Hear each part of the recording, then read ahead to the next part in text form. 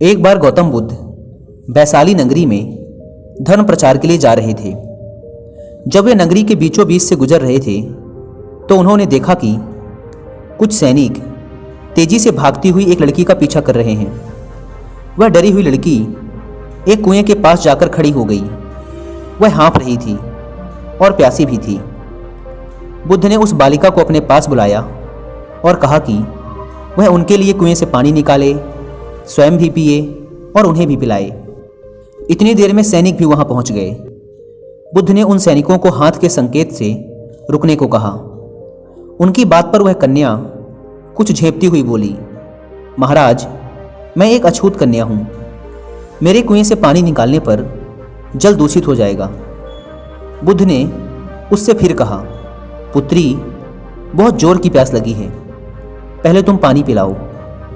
इतने में वैशाली के राजा भी वहां आ पहुंचे।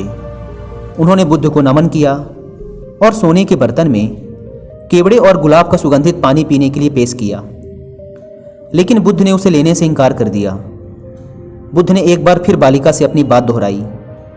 इस बार बालिका ने साहस बटोरकर कुएं से पानी निकालकर स्वयं भी पिया और गौतम बुद्ध को भी पिलाया। पानी पीने के बाद बुद्ध ने बालिका से भय का कारण पूछा। कन्या ने बताया, मुझे संयोग से राजा के दरबार में गाने का अवसर मिला था। राजा ने मेरा गीत सुन मुझे अपने गले की माला पुरस्कार में दी, लेकिन उन्हें किसी ने बताया कि मैं एक अछूत कन्या हूँ। यह जानते ही उन्होंने अपने सैनिकों को मुझे कैद खाने में डाल देने का आदेश दिया। मैं किसी तरह उनसे बचकर यहाँ तक पहुँची थी कि आप मिल गए। इस पर बुद्ध ने कहा, सुनो राजन, मैं चाहता हूँ कि आप मेरी इस बात को हमेशा याद रखें कि किसी भी इंसान की पहचान उसके धर्म या जाति से नहीं, बल्कि उसके गुणों और कर्मों से होती है। जिस बालिका के मधुर कंठ से निकले गीत का आपने आनंद उठाया, उसे पुरस्कार दिया, जिसके कार्य इतने अच्छे हैं, वह अछूत हो ही नहीं सकती।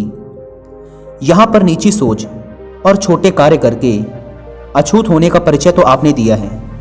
इसलिए मेरी नज़रों में यह कन्या नहीं, बल्कि आप अछूत हैं।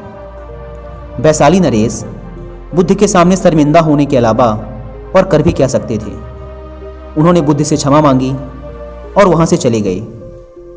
तो दोस्तों, इस कहानी की शिक्षा यही है कि कोई भी इंसान अपने कार्यों और विचारों से बड़ा बनता है, अपने धर्म या जाति से नहीं।